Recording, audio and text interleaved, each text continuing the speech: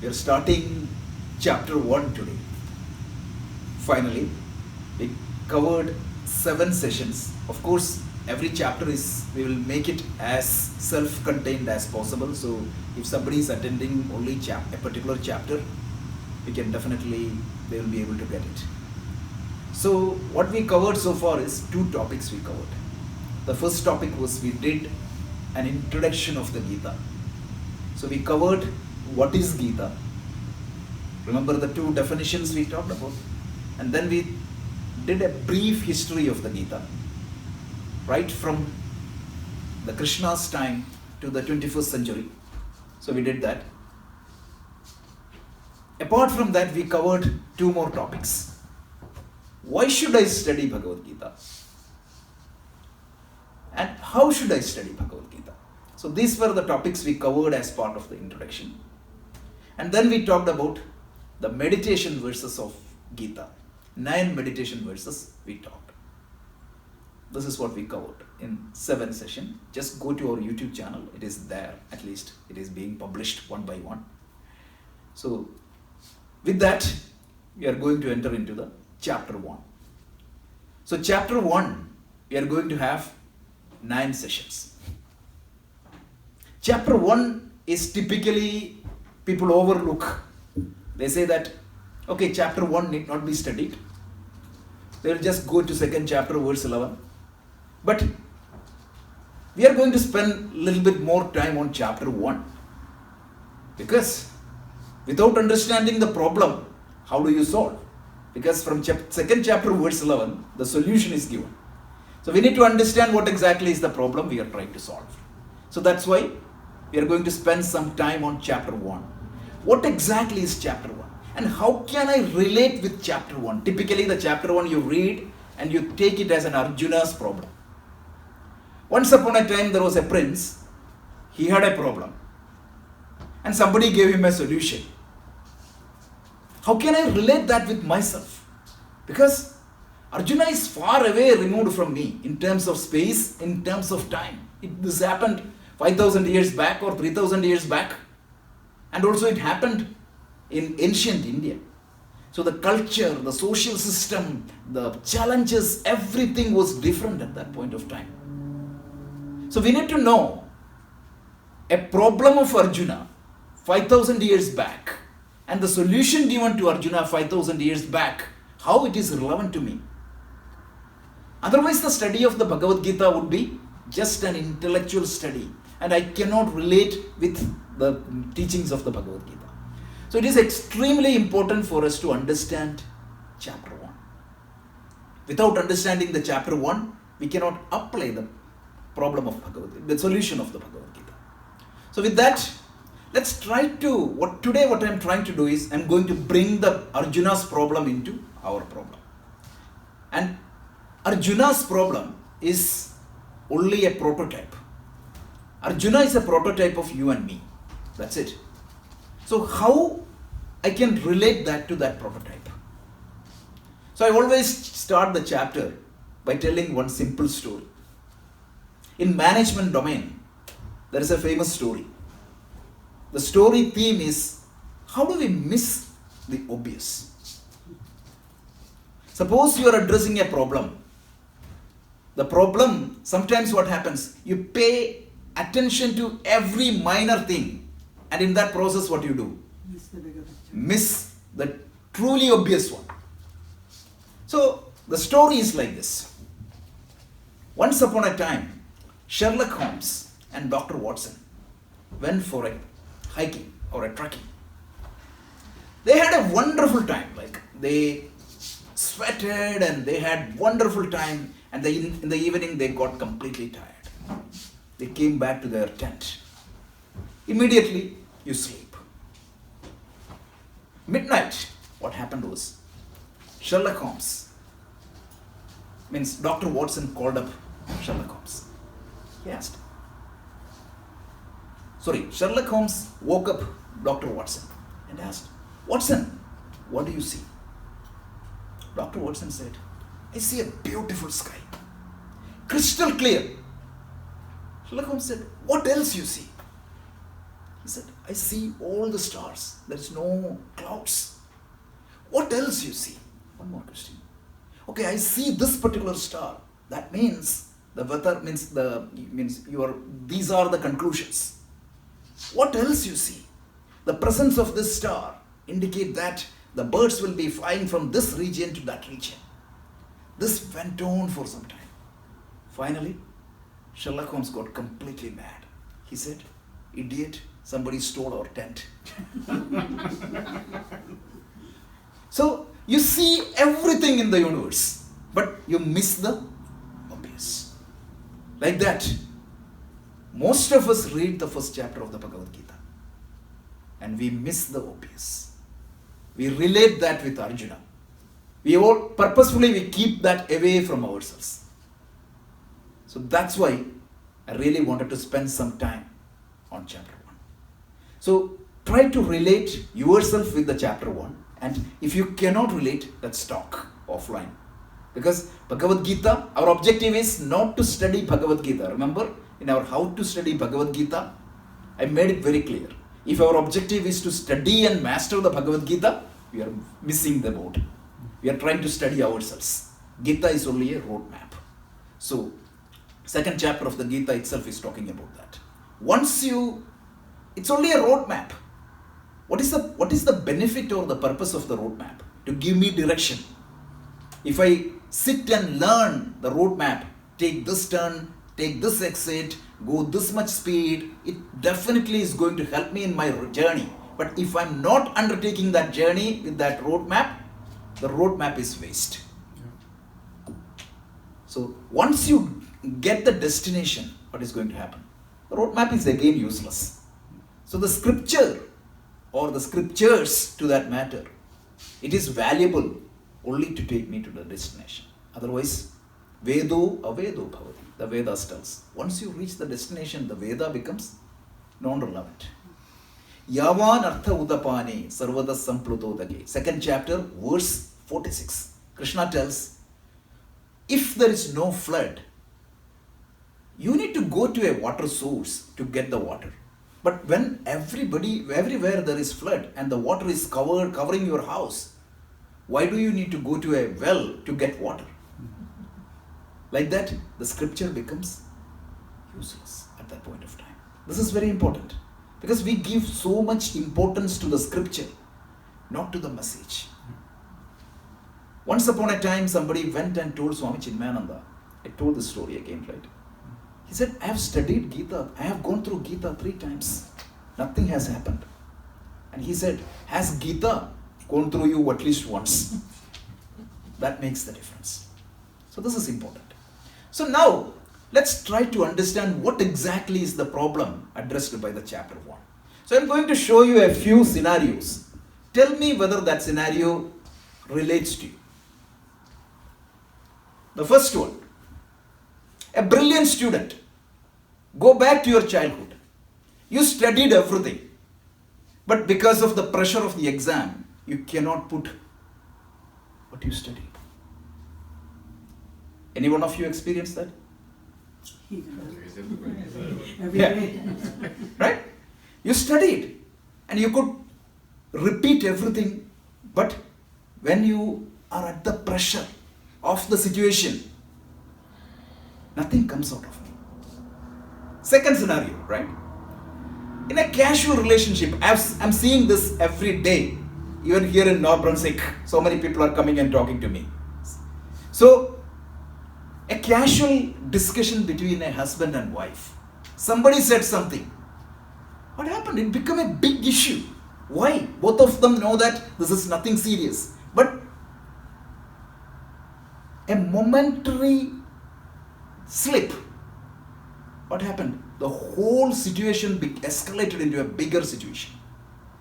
If you trace back to any family situation, if you trace back the root cause of any family situation, any argument, you could trace that back to a silly issue.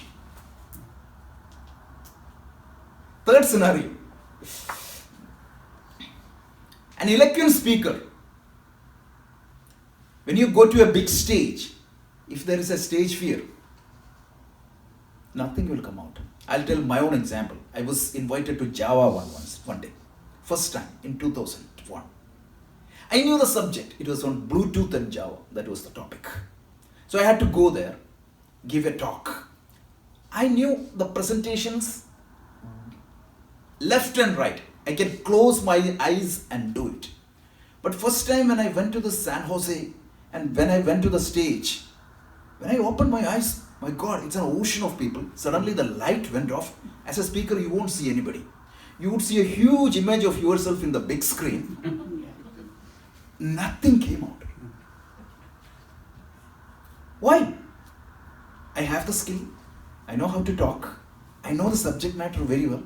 But in front of the situation, I failed to apply my own skills. Yeah, so instead of being a master of that situation, what happened? I became a victim of that situation. Isn't it? Yeah. You all can relate to this, right? Yeah. I'm not talking about a 5,000-year-old backstory. Okay. You know, all of us are well-behaved people. But at times, what happens?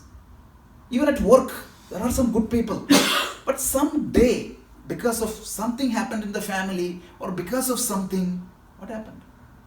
You may behave exactly like an uncultured person. I have done that. All of you might have done that. Someday, most of the time, spouse would be the victim. But it happens. You are a cultured person. You know that using this language is not good. You know that throwing a glass is not good. Or shouting at some person is not good. But sometimes what happens? You get outside of your control. And the last example.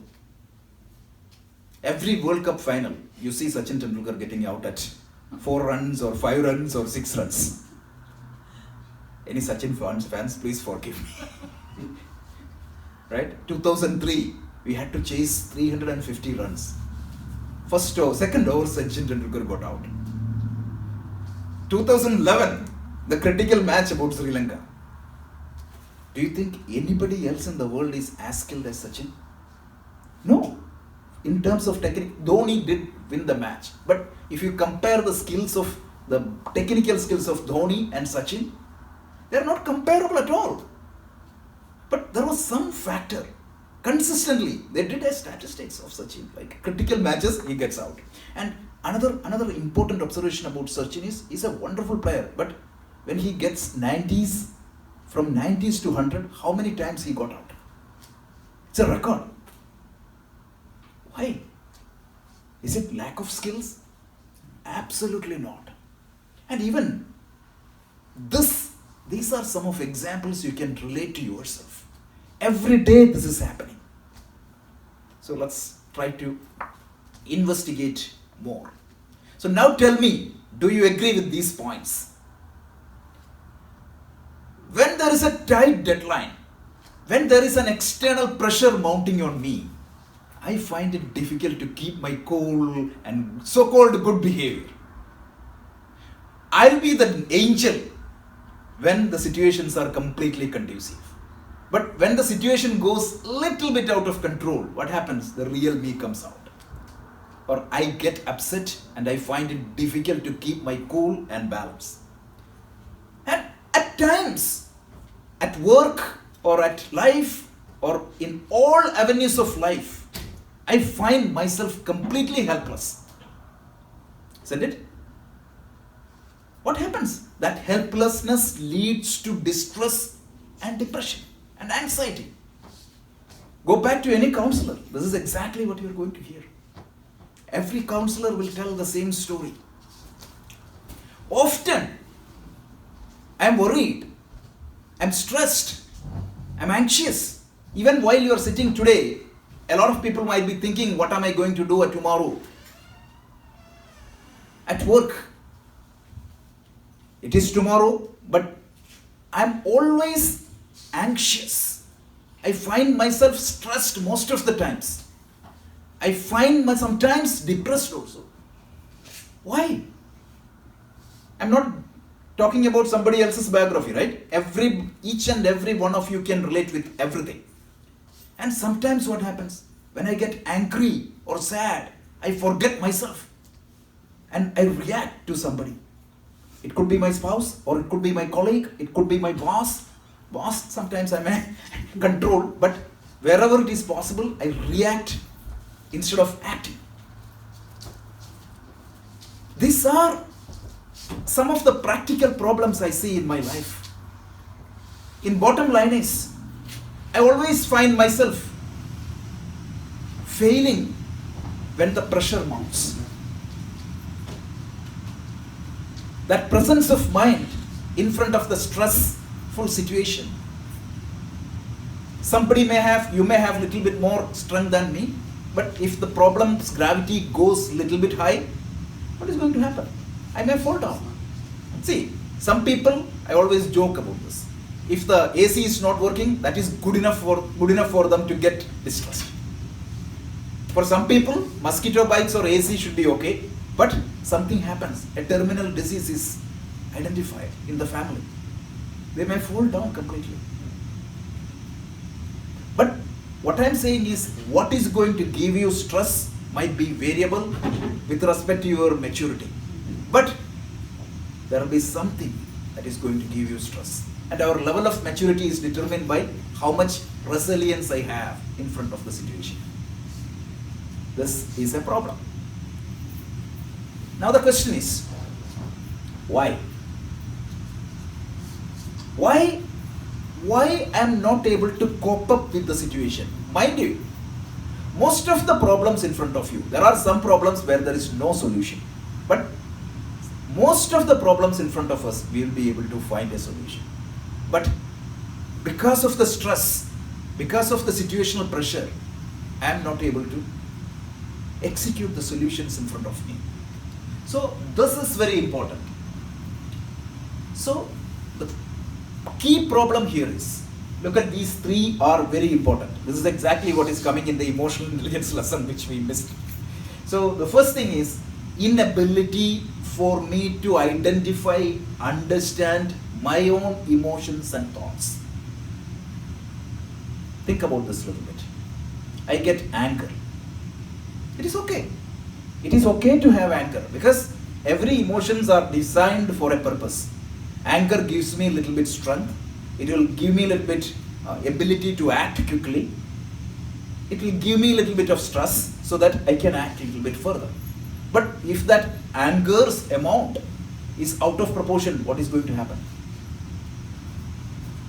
I lose myself. Exactly. That's the problem. I lose myself. So it's like driving a car. As long as you can have the control and within the speed limit, it is beneficial. Suppose I'm going from here to DC and if I drive only at 20 miles per hour, it is not going to help me. So I should drive at the safe speed like 65 or 70. But if I try to drive in 180, instead of DC, I'll be freely transported to the nearest hospital. That's guaranteed. That's exactly what happens.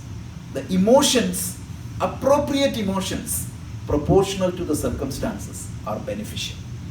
But if that emotions get out of proportion and if that emotions are not appropriate, that is going to create a problem. So the second thing is inability to differentiate between different emotions and their impact. I need to know that I'm angry at this point of time. So I will always put a break between what I say and what I'm hearing. Because otherwise what is going to happen? It is the uncontrolled car. I do not have any control. I don't know what I'm doing, and later point of time, I regret. So if you read that famous book by Daniel Goleman, Emotional Intelligence More Than IQ, he has given hundreds of crime scenarios. In most of those scenarios, how did the crime happen? It is the lack of their emotional intelligence. Under that emotional overwhelming, right? He killed somebody, or he hit somebody, or he said something. This is exactly what is happening. So inability to control the destructive emotion, it is a key challenge for the human being. So this is an important lesson. Not having a controlled mind, it is one of the key fundamental problem for every human being. Agree, right? Everybody agree with this point? So we are coming to chapter 1 now, slowly. So, this is the fundamental change. I already talked about this. Inappropriate emotions, thoughts, not proportional to circumstances. What does that mean? I need to get angry. I'm going to quantify that. Let's say that the situation demands 2 units of anger. But the anger I'm getting is 200 units. That is the out of proportion. So this is going to create problem. So where in a highway you need to go at 65 miles per hour, but you are driving at 230 miles per hour. So 65 miles per hour, you are good, you have the control. But 230 miles per hour, the car will go somewhere, skid. That's the problem.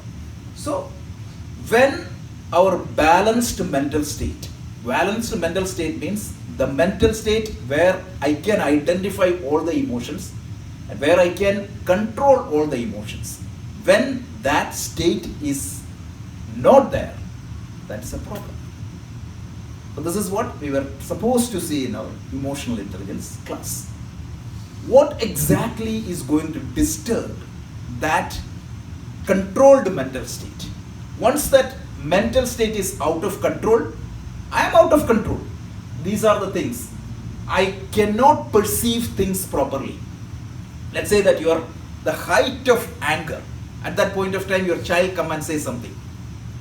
Will you take it easily?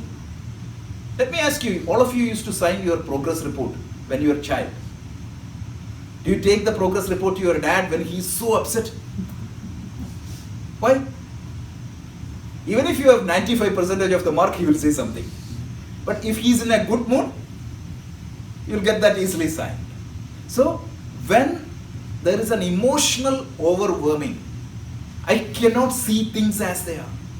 That's why I get irritated, I get angry, I get upset, I do so many things. So the perception of myself on the world will not be correct when I am not in that controlled mental state.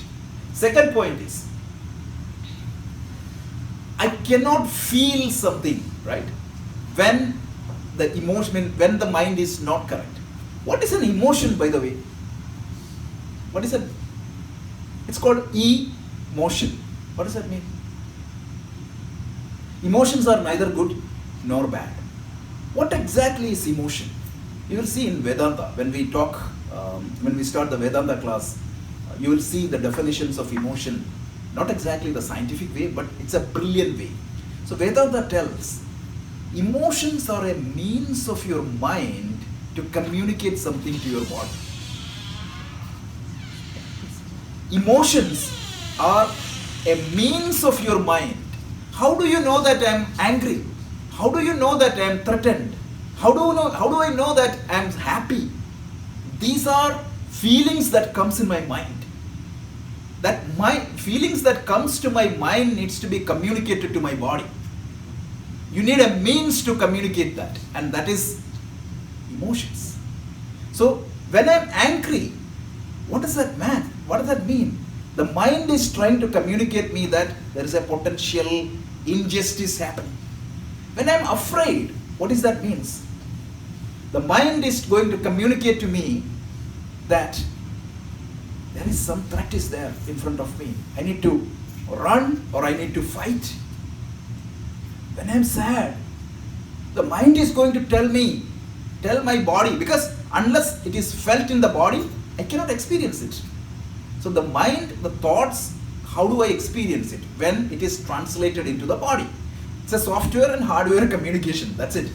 So the emotions are a means of communicating something to me. It's like a dashboard. But what happens? When that emotion happens, the body does something which is not good. This is what the whole science of emotional intelligence.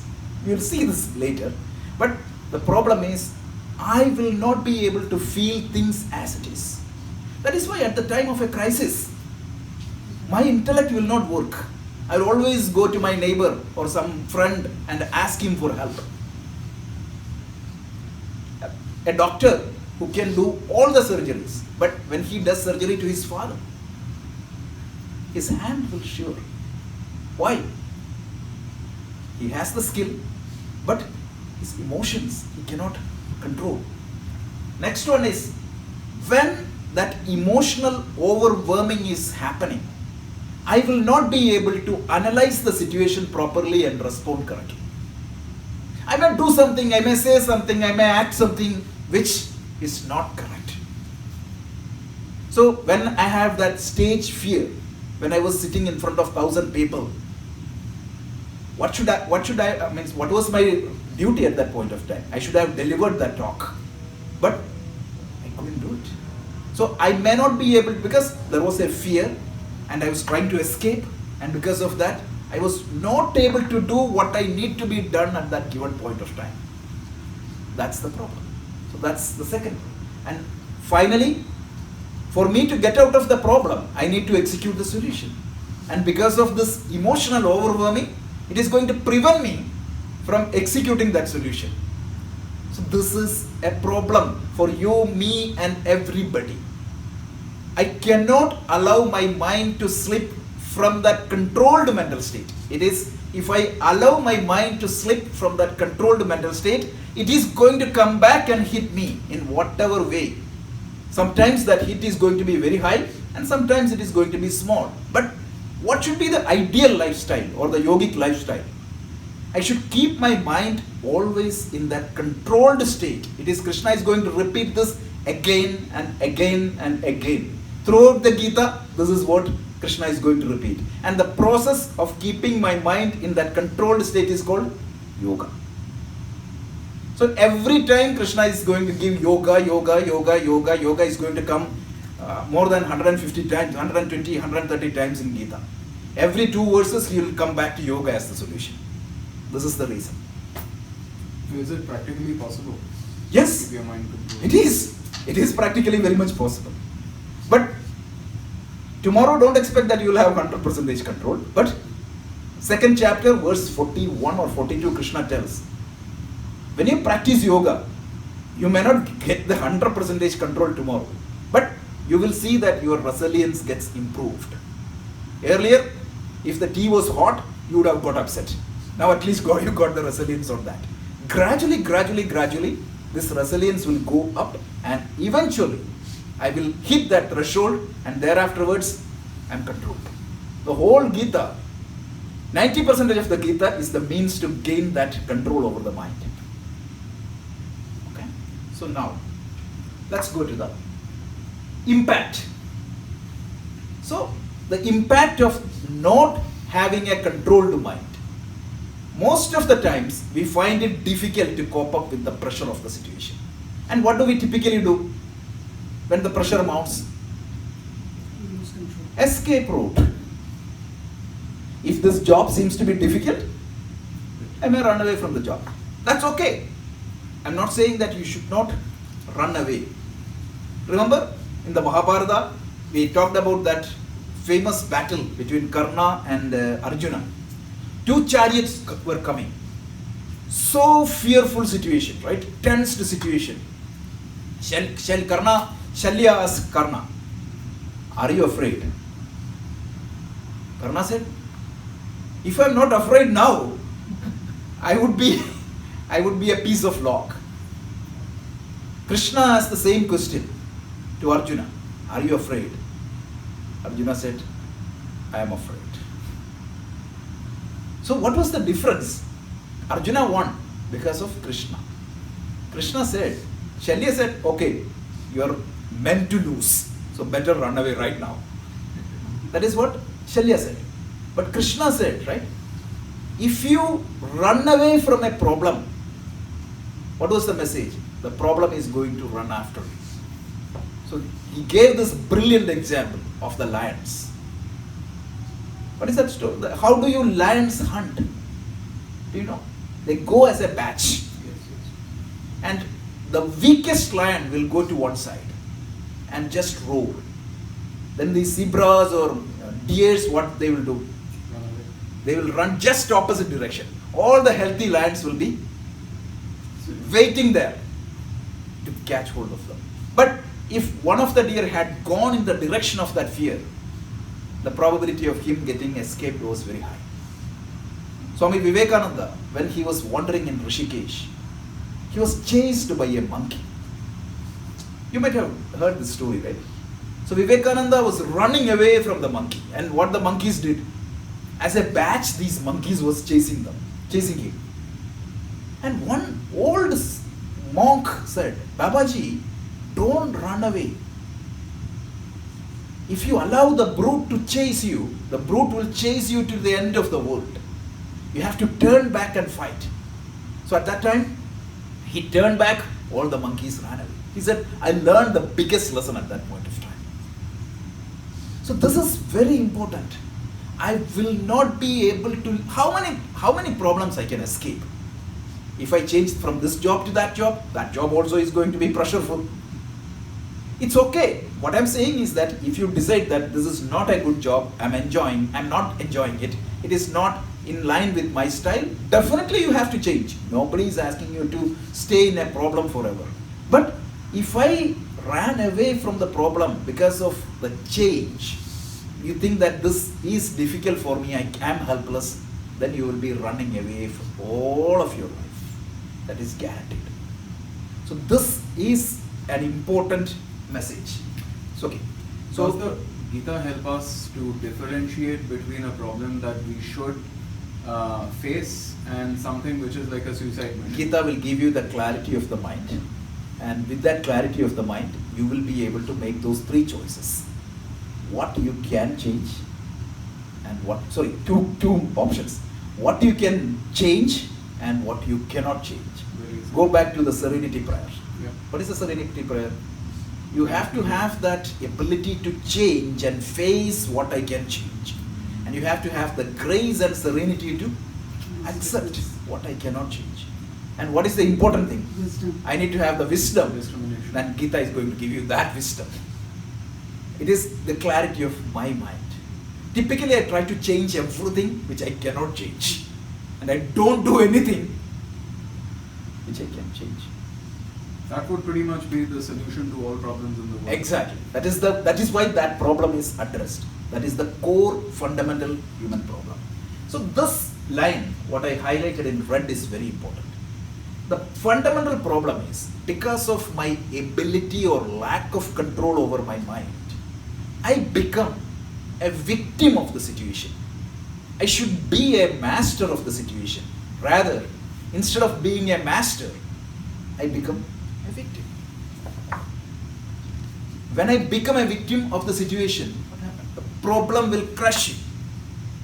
So Swami Vivekananda, in his lecture on Karma Yoga, you can go to his complete work and read. He tells, I don't consider somebody as efficient if all his performance is coming when there is no pressure.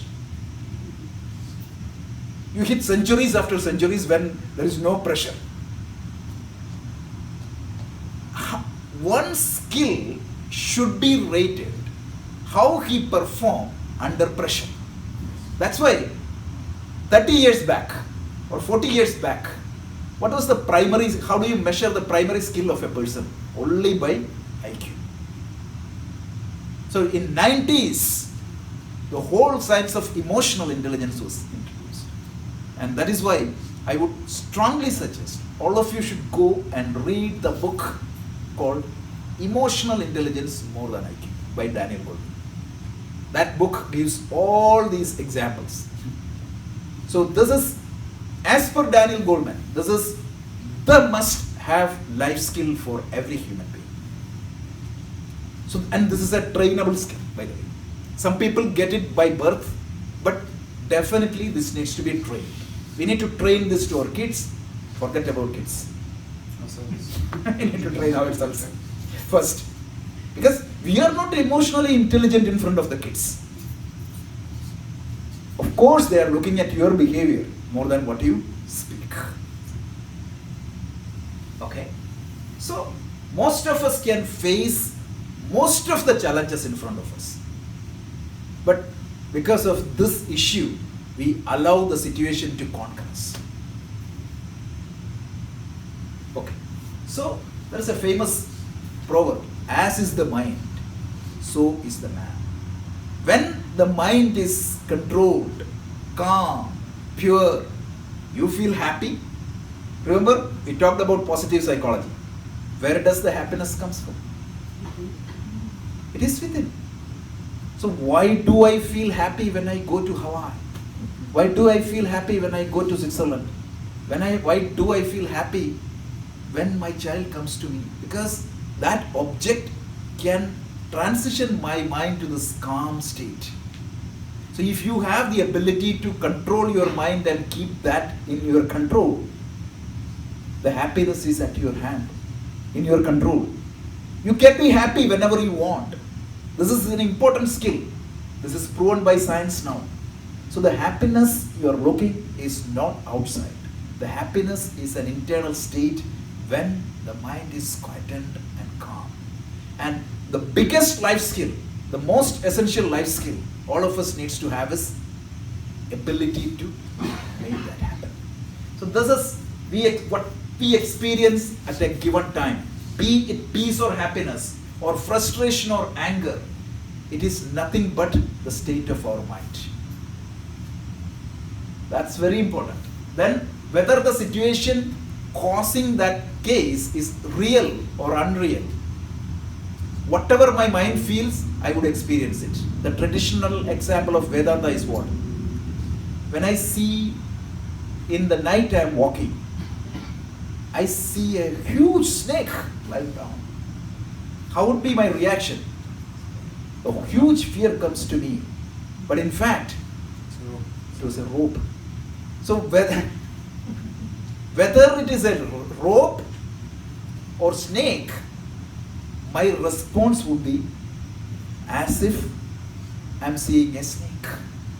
So if I perceive a worldly situation incorrectly because of my mind condition, my response would be based on that perception, not based on that reality. Is that clear? The guy got the heart attack after seeing the snake. Imagine. What would be the newspaper report tomorrow? One guy got heart attack and passed away by seeing a rope. It doesn't matter. It might be a rope, but for him, it is a snake. So imagine, I see a big danger in front of me. I see a big uncertainty in front of me. I see a big problem in front of me. It doesn't matter whether there is a problem, whether there is an uncertainty, whether there is an issue. As long as I'm seeing it, I'm going to suffer. So the first thing you have to do is what? Am I seeing it correctly? Am I seeing it correctly? Because if there is a minor error in my perception, I'm going to pay a high price for it. And you all know that. Under the emotional overwhelming, you won't see things correctly. And imagine, most of the times our response is based on that illusionary reality, pradibhasika satyam in Vedanta. So Vedanta tells me there are two types of realities. One is, it exists, therefore I see it. The snake exists, therefore I see it. I need to run. Second is what? I see it. I see it, therefore it exists. This is the problem. So let's continue. So, important question is this: can we take our mind granted? Most of the times we take our mind granted and we feel that what we feel, what we think is correct. And we put our response strategy, our response based on what we feel. And most of the times, what we feel is wrong. Krishna tells, my dear, what you feel most of the times is wrong. And you are worrying over something which need not be worried for. But for me, that worry is legitimate because I see it. When I am seeing the snake, I will cry and I will run away, which is legitimate. But am I seeing it correctly? So we cannot take our mind for granted. So the thing is, can we trust the experience given by my mind completely? When my mind is not in control, guaranteed, I cannot take it. So this is a problem. So now, perception is not reality always. Look at this case. Second example. How many log of woods are there? 3 or 4?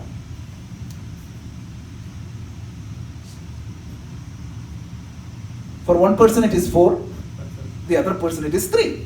So everybody responds to their perception, and perception is not the reality always.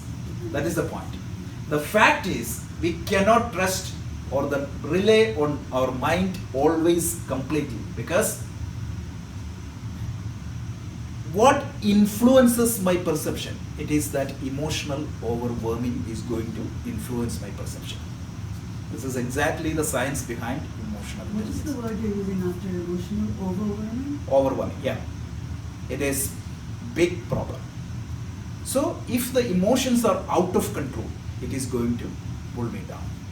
I would again suggest, please go and read this book. This book is going to give you more insight into Gita if you study that book.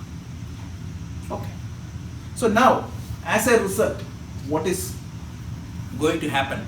This is the average history of any human being. Most of the times I feel stressed. The probability of being peaceful, happy and successful life is very less. Because sometimes there would be real problem, sometimes, most of the times, imaginary problem. What happens to my child when he goes to college or she goes to college? I start sit and worry now. What would happen for me after the retirement? Of course you need to plan. I'm not saying that we should not plan, but what happens? Some people get depressed out of nothing. So this is a big problem that needs to be addressed. You may think that going to heaven, this problem will be solved. No, heaven will have heavenly problems. Right? I always give this example. For a person in a third world country like Africa, interior Africa, if he can imagine the lifestyle we are having here, it's like heaven. If you apply that logic, all of us would be so happy and contented.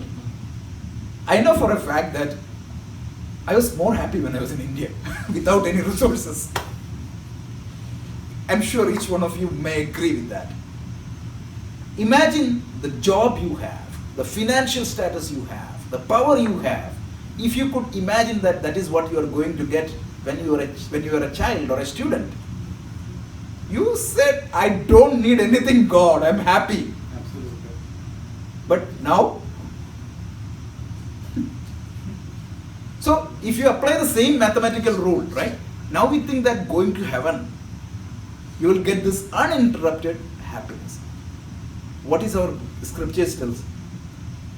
As long as there is a human mind, this is going to be a problem. This is what is figuratively put in that Greek story, Midas. So he was praying to God. This is quoted by in that positive, in the Seligman in his story. Whatever he touches becomes gold. Was he happy after that? So even if you go to heaven, the heaven is not going to give you happiness. So what you need to fix is here. So scripture tells, right, where you can fix it. In hell or that type of condition, it is too much pain, you cannot fix it. Yeah. If it is in heaven, too much pleasure, you cannot fix it. So that is why they say the birth of a human being is very good. This is appropriate mixture, so you have an opportunity to fix your mind so that you will be eternally happy. Otherwise, it's a problem. So now let's go to the next topic. So this problem of the human being is called as problem of samsara in the Gita. We talked about this earlier. Samsara, we will see the literal meaning of that all later. The problem of samsara, this is what in the Gita it is defined. So the problem of samsara, Krishna defines in 3 things. The first one is raga. Raga means, don't say that attachment. I'm attached to my child. I'm attached to profession. I'm attached to Bhagavad Gita. When the attachment or the love becomes a problem is when that becomes an obsession. Psychological dependency. If I cannot do this particular class, is that going to put me under pressure? That's an obsession. I can love my child, but if the child is not smiling at me at the appropriate level, I'm sad. That's an obsession. Love always brings you happiness, but obsession, most of our love, the so-called love, is what? Obsession. So obsession means what? I find myself unhappy under certain conditions, and I find myself happy under certain conditions. So what I try to do, I try to rearrange everything in the world in such a way that the world is exactly as I need to be.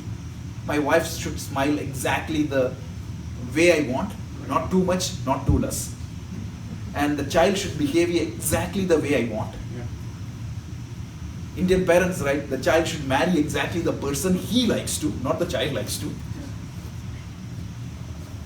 And the boss should give exactly the same work as I would like under this. And I try every day to manipulate everything. My health should be exactly the way I want. By the time I fix my boss, what is going to happen? My health is gone. By the time I fix the health, spouse has a different idea. So this is like it's like you're lining 25 cats in a straight line. By the time you reach the 25, the first one is gone. This is the typical life story of everybody. This is called problem of samsara. Extreme attachment. And extreme attachment lead to emotional overwhelming. So raga lead to krodha or shoka. Krodha and shoka is always mentioned in the scripture.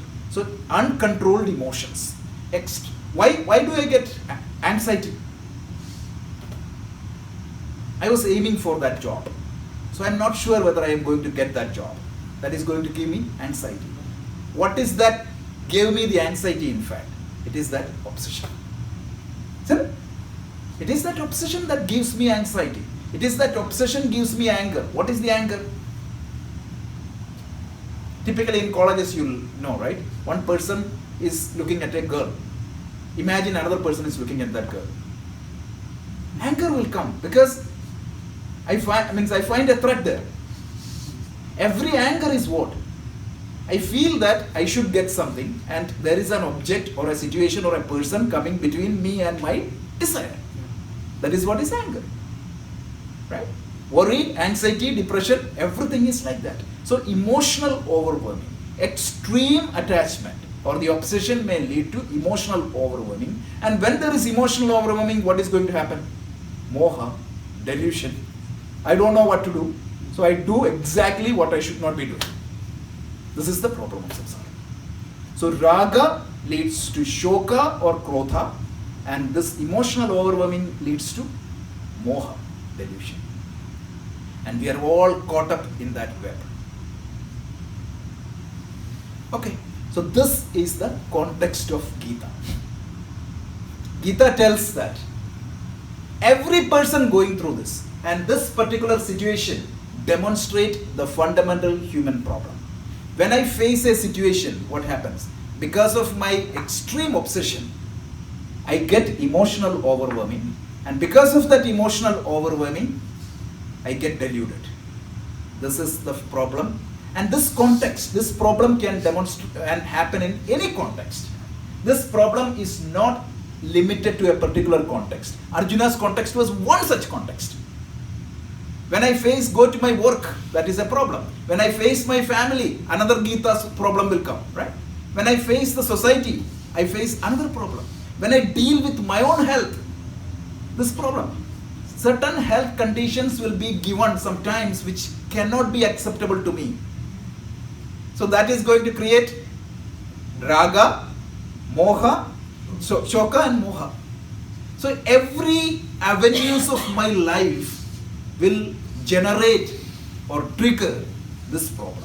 And if I'm not understanding that, I cannot understand Gita. So Gita is not Arjuna's problem. Gita is my problem.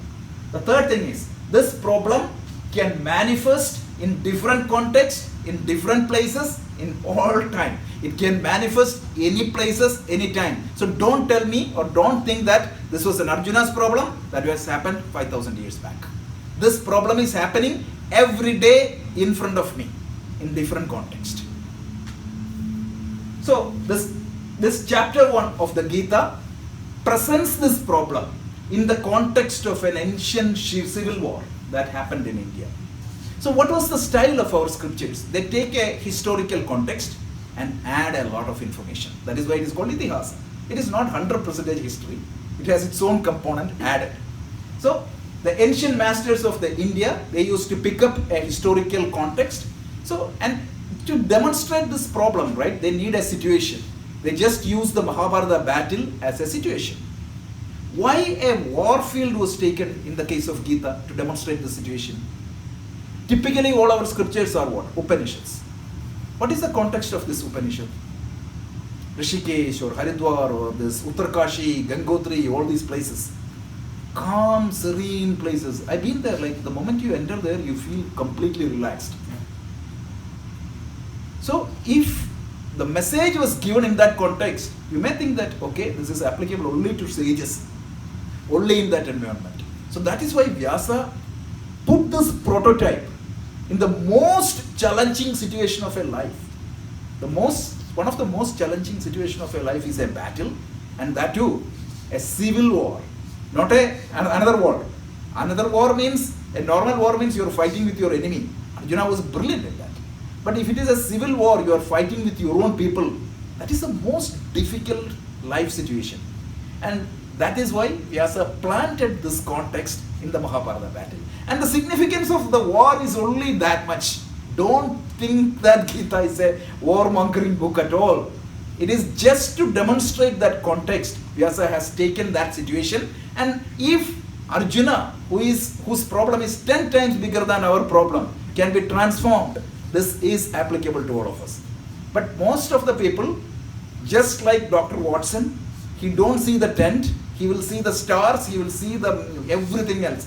They will say that Gita is a war preaching book. They will say that how can the war, Krishna talked to Arjuna 3 hours in the midst of a war, whether this happened in Haryana or Uttar Pradesh, or whether it happened in BC 5000 or AD 2000, whatever it is, they will discuss everything except this problem. So that's why I was telling that story initially.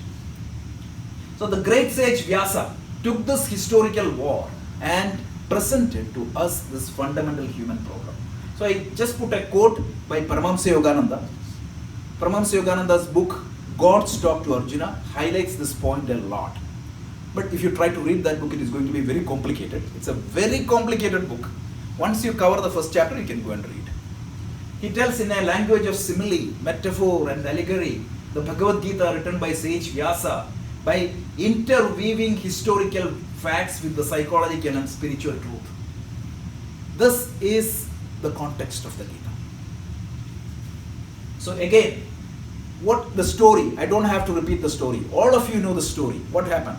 A highly skilled person, Arjuna, he was completely trained in his profession and he knew what needs to be done. He had almost 12 years, right? 13 years to contemplate whether there is a war or not. He did all the contemplation. He was determined. He was ready to fight. But in front of the situation, what happened? He collapsed. Why? He got emotionally overwhelmed, and raga, extreme attachment was there. He thought that his happiness is dependent upon X, Y, and Z. And when he saw a threat in that, what happens? Emotional overwhelming has happened. And when the emotional overwhelming happened, what happened? He don't know what needs to be done. He found himself completely helpless. This is exactly what is happening to all of us. The situational pressure brought him completely down. He found his skills, knowledge, and the wisdom and the education totally useless. This is what happened. So one more point, Mahatma Gandhi in his commentary called Anasakti Yoga tells, here the question is whether to fight the war or not to fight the war. Under what mental condition Arjuna decided, I am going to retreat? Was that a healthy condition? He was under depression. Do you think that, what is the value of the decision you make when you are depressed? Shakespeare, I believe it in Othello or Macbeth, one of the play he tells, anything coming out of a weak mind is not worth. That was Shakespeare. That is very true. Whenever I make a decision, if Arjuna had told Krishna that I am retreating, this war is not good, in a controlled mental state, his response would have been different. Here, you are making decision with a mind that is not capable of making decision. That is the problem. Krishna didn't say anything. He didn't do any fight by himself. What he did was, he educated Arjuna, or he educated us, so that we can make the right decision. That's very important. Krishna won't impose any decision on you. Krishna will make you capable of making right decision. I am the decision maker. That's very important. So Gita is not a commandment, right? Gita won't tell you that you should do this, thou shalt do this, or thou shalt do that, or else you are going to end up in hell. No. It will just make my mind clear so that I can make the right decision. When the mind is not in control, my decision will not be appropriate. So this is the context of the Gita. So the same problem can happen in modern times. It can happen to a professor, means somebody in corporate America. Reorg, layoff, all these things are coming. How do we react to that? I know one story. I'll tell them about that story when we go to first chapter. Somebody was about to be laid off. He could not prepare himself because of that pressure. Layoff means you'll get the severance package, go, what you can do. Otherwise, and somebody was telling me that when there was a reorg announcement in the company, that week he had the arangetam of his kid. He said, I physically went there, I couldn't even see him. So that is Arjuna's problem. Then it can happen to an ordinary person under temptation. When something is tempting to me, I will compromise my dharma. Remember, we talked about dharma a lot. I have to stick to dharma. Dharma is the right, means it's the matrix of norms, it is the natural order of the universe. I should be sticking. So that is there. And a teenager is struggling under pressure. The social media pressure, Instagram, Snapchat, you want to study and you cannot. Because under pressure, you fall down. And each one of you can come up with 15 examples in your own life, how the situation is going to impact you. This is the context of the Gita. And I talked about this earlier, but again highlighting. We need to differentiate context versus message. For the popular legend, who discovered the law of gravity? Isaac Newton, right? Isaac Newton, or it is debatable, but Isaac Newton, let's assume that. 16th or 17th century, he discovered it. What is the story? An apple fall on his head. Now, suppose I sit and brainstorm. Was it a red apple or a blue apple? Means green apple. Or is it Ireland or England? Or is it 16th century or 18th century? So if you typically, when people study Gita, Arjuna should have behaved that way. Bhishma should have behaved this way. Duryodhana should have behaved. Who cares? It's gone. They are all dead and gone. You have to remove the context and put that message on me. Otherwise, Gita is useless, I'm telling you. You might have heard these discussions, right? Arjuna, why Dharma, Yudhishthira put Draupadi as the, what do you call the, yeah, lateral. And Krishna, he should not have lied, or Krishna should have done this, that. All these discussions are useless. How I'm going to apply that message, which was given by Krishna. The message given by Krishna is, how can I make myself strong so that my mind is in my control? And with that mind, how can I connect with the higher so that no situation is going to put me under pressure? This is the goal. So that we have to take. So if you keep Arjuna in front of you when you study Gita, gone. So who is Arjuna now? I am Arjuna. Second challenge is what? Often people come and tell me, Now I understand my spouse, why she is behaving like this. Why my child is behaving like this. It is not to show point fingers on your spouse or child. Everybody is, it is for ourselves. Please. That's very important. Then, focus in Mahabharata battle is only a context. No more importance. Nothing. The importance is on the message of the Gita. So it's a manual of our daily life. Finally, this is the summary we talked about. So typically what happens? When we see the challenges in the world outside, we perceive that challenges through our sense organs. And we have a thinking brain and an emotional brain. What happens? Our interpretation is going to create depression or delusion. And as a result, what is going to happen?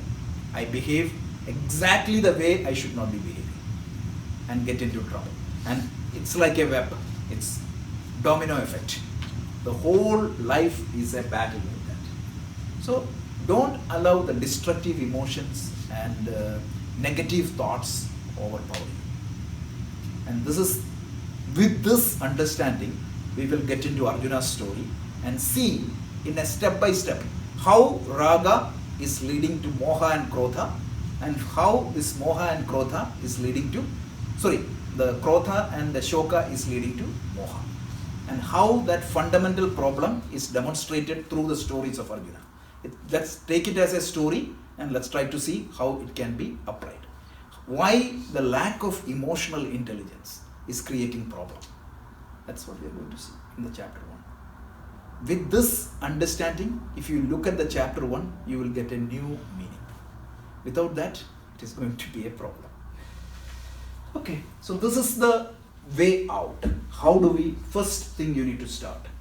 You need to see your mental makeup. Correct? What type of thoughts I get, what type of emotions I get, what are the triggers for my reactions and problems, what feeling I should experience. I should understand myself. Self-awareness. So that is the key theme of the first chapter. Through Arjuna, we are going to look back ourselves and see, who am I? What is my mental makeup? How am I going to respond to situation? What exactly is the feeling and issues that drives me? That is the goal of studying the first chapter. So by the time we study the first chapter, let's do the self-analysis and try to identify the top 20 issues. We'll use the 80-20 rule and proceed. Because if you address the top 20 problem, 80% of your issues will be resolved. So the key red buttons we should identify as part of this chapter 1 study. We have a few meditation techniques. Gina can come and explain that, because that is going to help you to do a self-analysis, a little bit of self-analysis. You have to go a little bit deep from your popular belief, right? Sometimes I try to justify, Arjuna also, we'll see that. I will try to justify my actions by citing wrong reasons. All of us, right? I didn't do this because A, B, Z. But if you go a little bit down, you say that that's only a cover. So try to understand who you are, because there's a famous quote by Paramahamsa Yogananda. Find out who you are, because you want to make yourself what you want to be or what to be. This is the central teachings of the chapter 1. If you miss this and read chapter 1, it's not good. So identification of my problems is the goal when we study chapter 1. And once I have it, second chapter onwards, we have the remedy.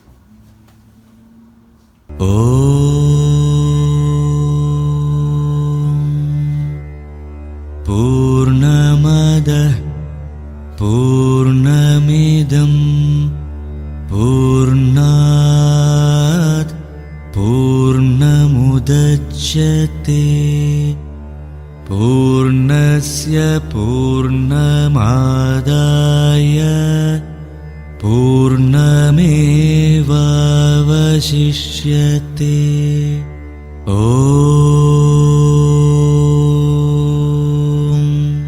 Shanti Shanti Shanti